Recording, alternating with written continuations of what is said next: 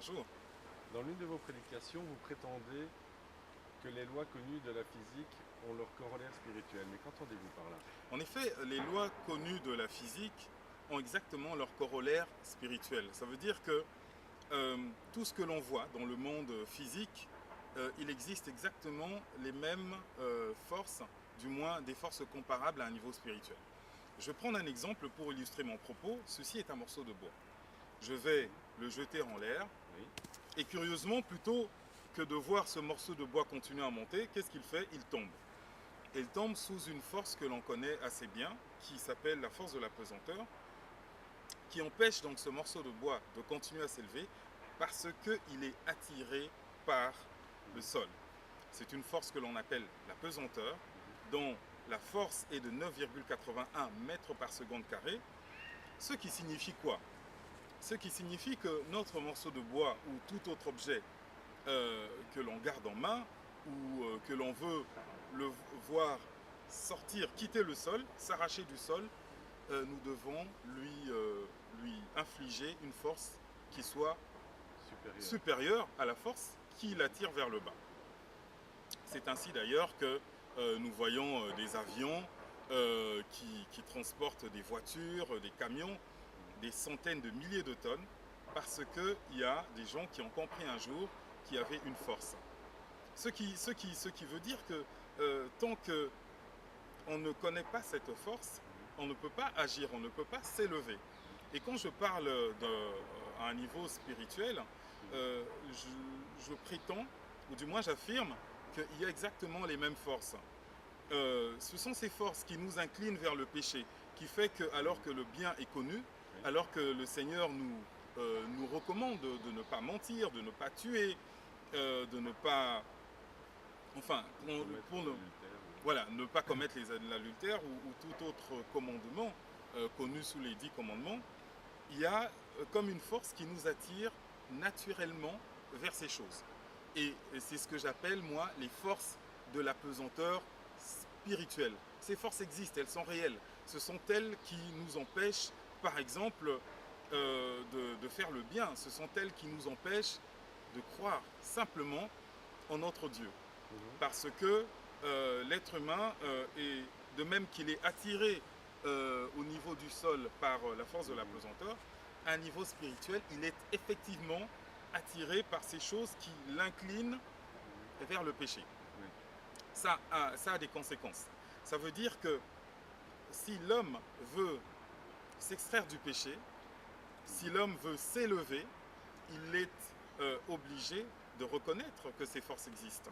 Tant qu'elles n'existeront pas, tant qu'il pense que ces forces n'existent pas et qu'il se meut lui-même sur sa bonne volonté, alors que l'apôtre Paul nous affirme dans sa lettre aux Éphésiens au chapitre 6 que ce dont nous avons à lutter, ce ne sont pas contre la chair ni le sang, mais contre des forces, des autorités.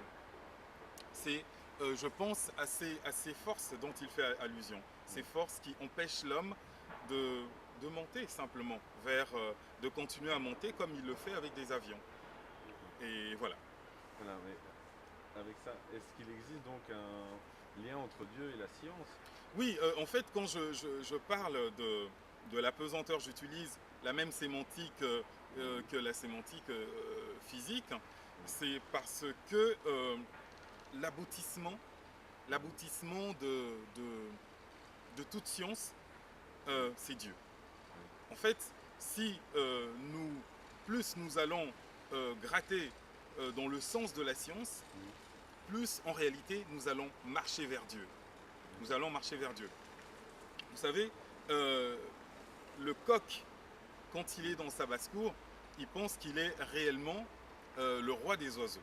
Il pense qu'il n'y a personne, il n'y a aucun autre oiseau qui lui est supérieur parce qu'il n'a pas les yeux pour voir l'aigle. Et l'aigle, quand il trône, quand il vole là-bas tout en haut à côté des nuages, lui, c'est voir le coq. Et ce qui veut dire que ceux d'en haut peuvent voir ceux d'en bas, mais ceux d'en bas ne peuvent pas voir ceux d'en haut.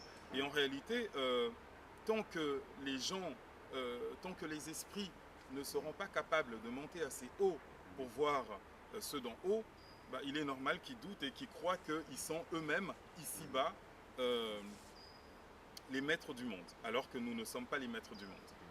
Et donc les scientifiques ne devraient avoir aucun problème à croire en Dieu.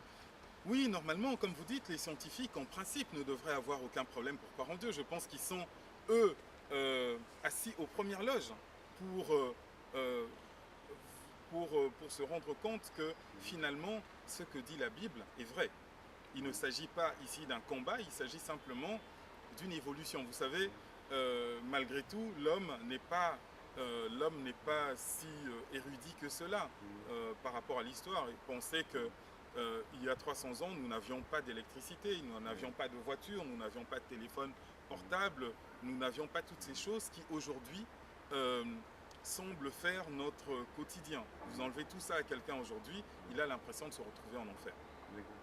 Donc les scientifiques, en effet, ne devraient pas avoir de mal à croire en Dieu. Mais comme je vous parlais du coq tout à l'heure, il y a certains scientifiques qui, parce qu'ils n'arrivent pas à voir aussi haut que ne peut le voir les aigles, pensent que ces univers n'existent pas. En réalité, nous parlons bien de la même chose, même si, bien souvent, la réalité est beaucoup plus simple qu'elle n'y paraît. Les gens pensent que dès qu'on parle de Dieu, on rentre dans des choses très compliquées. Non, Dieu n'est pas insaisissable. Dieu n'est pas compliqué. Il faut simplement avoir l'humilité de reconnaître qu'à notre niveau, le miracle, c'est de voir une main bouger. Le miracle, c'est de voir, de sentir, de se retrouver dans un bel endroit comme celui-ci et de se sentir petit. Et c'est ça le miracle, avant même de se demander si Dieu existe, si les anges, etc. etc. Mais alors comment expliquez-vous que la société soit si réticente à Dieu? Mais en fait, il y a sans doute une raison qui explique que la société a beaucoup de mal comme ça à croire en Dieu. D'abord, il y a ces forces d'inclinaison, comme je le disais tout à l'heure, vers le péché, qui expliquent que l'être humain est naturellement dominé vers ces forces. Pourquoi? Parce qu'il n'en prend pas la mesure, d'abord. Et comme nous avons pu le voir, le jour où l'être humain a compris que la force de la pesanteur existait et qu'il a commencé à comprendre les lois de la portance aérodynamique, à ce moment-là, il a pu faire des objets de plus en plus importants qui arrivent, eux, à dominer ces forces. Et il y a une autre réflexion, une autre remarque que je voudrais dire, c'est que si je ne connaissais pas ces lois de l'accélération, de la pesanteur, ni les lois de l'aérodynamique, que je jette un bâton en l'air, celui-ci va de toute façon tomber. Ça veut dire que ces lois s'appliquent à nous, qu'on les sache, qu'on les connaisse ou qu'on ne les connaisse pas. En revanche, quand on les connaît, on peut au moins lutter contre elles et les dominer, on peut les maîtriser. C'est parce que l'homme a compris qu'il y avait ces lois de la pesanteur qu'il arrive à les utiliser finalement. Et quand nous aurons compris les forces qui nous torturent et qui nous ramènent vers l'animalité, vers les animaux, plutôt que de nous ramener vers Dieu, à ce moment-là, nous allons comprendre que dans la société, oui, les prisons sont utiles, mais s'il ne faut se limiter qu'aux prisons, s'il ne faut croire que, je dirais, à la loi, pour éradiquer le mal, on n'y arrivera pas. Vous savez, je ne vous apprends rien ici. Il y a comme ça des gens qui commettent des viols, par exemple, qui sont parfaitement avérés, ou même des crimes de sang, et qui pourtant, face à la justice, arrivent à s'en tirer. Pourquoi? Parce que si nous n'avons que la justice, la loi, pour opposer au mal, les gens vont passer au travers. Alors qu'il existe des lois, les lois de Dieu, les lois spirituelles, qui, elles, sont infaillibles et qui empêcheraient comme ça les gens qui tuent ou qui violent simplement d'échapper à la justice humaine et de rentrer dans une espèce de vérité judiciaire dont personne n'est dupe, simplement parce qu'ils ont assez d'argent pour payer leur liberté. En tout cas, merci révérend. Merci à vous d'avoir fait le tour et j'espère que ces petites réflexions partagées comme ça permettront aux personnes qui opposent encore la science et Dieu de simplement regarder l'univers dans lequel ils vivent et croire et de prendre conscience en ces choses. Et j'espère qu'elles pourront trouver la solution qui nous a été envoyée dans le nom de Jésus pour s'extraire justement de ces forces qui nous attirent vers le bas et qui nous empêchent non seulement de vivre bien entre nous, parce que les 10 commandements de Dieu, ça n'est pas pour Dieu que Dieu l'a fait, hein. C'est pour que nous-mêmes nous puissions vivre en bonne communauté, c'est pour que nous puissions vivre en paix. C'est pour cela qu'il nous a recommandé ces 10 commandements.